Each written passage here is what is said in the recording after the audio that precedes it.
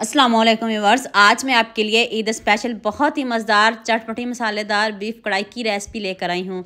ईद पे गोश्त तो हर घर में बनेगा, लेकिन इस बार ईद पे ये खुशबूदार जायकेदार बीफ कढ़ाई बनाकर देखें। यकीन करें पूरा घर खुशबू से महक उठेगा। स्टेप बाय स्टेप एक एक चीज़ बताऊँगी, अपनी वीडियो को एंड तक पूरी वॉच करना है। तो चलें शुरू करते हैं। 1.5 कप आपने ऑयल लेना है। ऑयल ले लें, घी ले लें। मैंने ऑयल लिया है, उसमें मैंने 5 किलो बीफ का गोश्त है। आप मटन ले लें, जौन सा मर्ज़ी ले सकते हो। तो अब इसका कलर चेंज करेंगे, इसकी इतनी भुनाई करेंगे कि इसका कलर चेंज हो जाए। तो इसको थोड़ा सा टाइम तो लगेगा, तो आप साथ में इसमें मसाले भी डाल देंगे। इधर ही हम थोड़े से मसाले डालेंगे। 4 मैंने इसमें बड़ी इलायची शामिल की है, इससे ज़्यादा नहीं डालिएगा। 4 बड़ी इलायची शामिल कर दें। 4 से 5 तेज़ पत्ते ऐड कर दें। 1 दालचीनी का टुकड़ा शामिल कर दें और 4 छोटी इलायची शामिल कर दें। तो अब इसकी भुनाई करें, इसका कलर चेंज करें। गोश्त थोड़ा बहुत पानी छोड़ेगा और वो भी साथ में खुश्क हो जाएगा।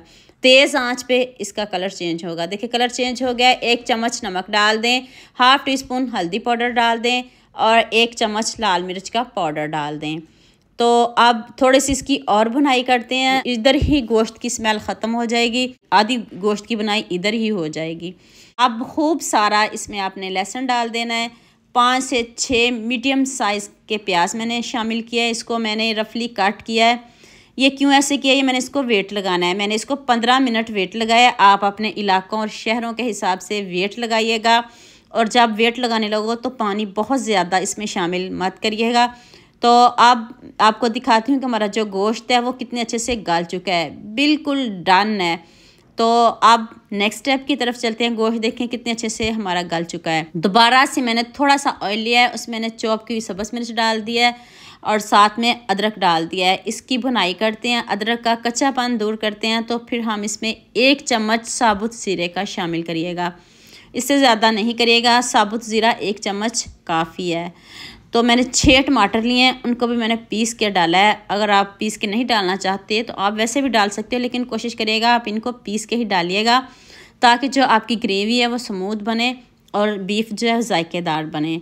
तो अब आपने टमाटरों की इधर इतनी भुनाई करनी है कि जब तक ऑयल ऊपर ना आ जाए। 1 चम्मच दोबारा से मैंने नमक डाला है, थोड़ी सी हल्दी डाल दें और 1 चम्मच लाल मिर्च का पाउडर डाल दें। मसाले आप अपने हिसाब से कम या ज़्यादा कर सकते हो। अगर आपका गोश्त कम है तो फिर मसाले थोड़े डालिएगा, अपने हिसाब से डालिएगा।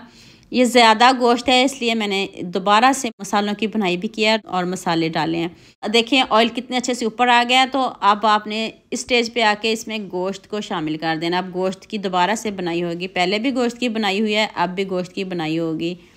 तो देखिएगा, इधर वीडियो स्किप ना करिएगा। यहाँ मैं आपको याद दिला दूँ, अगर आपको मेरी रेसिपीज़ पसंद आ रही हैं तो जल्दी से मेरे फेसबुक पेज को भी फॉलो कर लो और साथ में मुझे यूट्यूब पे सब्सक्राइब कर दो। ये आपकी तरफ से प्यार होता है, मोहब्बत होती है, खुशी होती है कि आपको मेरी रेसिपीज़ पसंद आ रही हैं। अब आपने इसमें 6 चम्मच लेमन जूस के शामिल कर देने हैं। अगर आपके पास लेमन जूस नहीं है तो स्टेज पर आके आप इसमें दही भी शामिल कर सकते हो। 2 चम्मच खुशक धनिया पाउडर डाल दें, इसको अपने रोस्ट करके तो फिर पीसना, इससे बड़ी अच्छी खुशबू आएगी। इसको स्किप नहीं करिएगा, खुशक धनिया पाउडर पीस के डालिएगा। पहले रोस्ट करिएगा फिर इसको पीस के डालिएगा। तो 1 चम्मच मैंने इसमें गरम मसाला पाउडर शामिल कर दिया है। तो ऐसी कढ़ाई किसको नहीं पसंद। और देखें कढ़ाई की कितनी अच्छे से बनाई हो गया, ऑयल ऊपर आना शुरू हो गया है।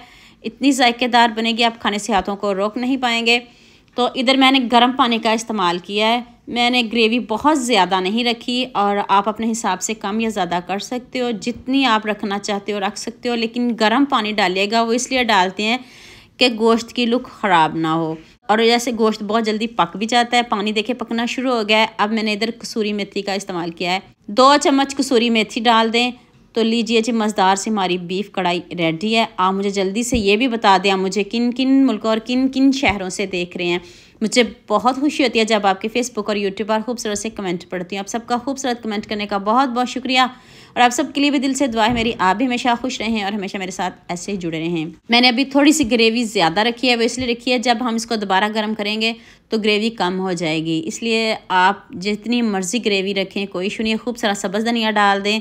तो अभी मैं आपको लुक दिखाती हूँ। दिखने में जितना खूबसूरत है उससे खुशबूदार जायकेदार हमारा बीफ बना है। ईद से पहले पहले आपने सबके साथ शेयर भी करना है, लाइक भी करना है और प्यारे प्यारे कमेंट भी करने हैं। मुझे भी इस रेसिपी में आप सबका इतना ही ज़्यादा प्यार चाहिए जितनी मज़े की मैंने आपको रेसिपी बताई है।